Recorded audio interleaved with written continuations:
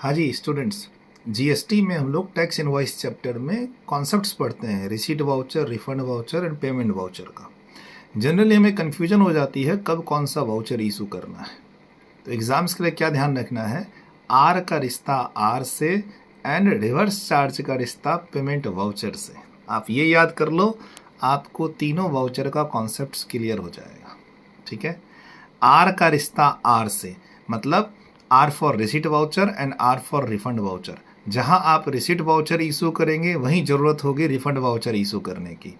और reverse charge के case में चाहे सप्लायर रजिस्टर्ड हो या अनरजिस्टर्ड हो, आपको पेमेंट वाउचर हमेशा इशू करना ही करना है। ठीक, हाँ, रिवर्स चार्ज में एक और कॉन्सेप्ट आता है सेल्फ इनवॉइसिंग का, जहाँ पर रिवर्स चार्ज का केस एप्लीकेबल है और आपका सप्लायर अनरजिस्टर्ड है, तो वहाँ एक कॉन्सेप्ट आता है कि रेसिपिएंट को इनवॉइस इशू करना है साथ में पेमेंट वाउचर के अलावा, जिसको हम लोग सेल्फ इनवॉइसिंग बोलते हैं। ठीक है, tax invoice chapter section 31 to 34 की कवरेज इसमें होती है जीएसटी के सिलेबस में। आप चाहे सीए इंटर के स्टूडेंट हो या फिर सीए में इंटर के स्टूडेंट हो।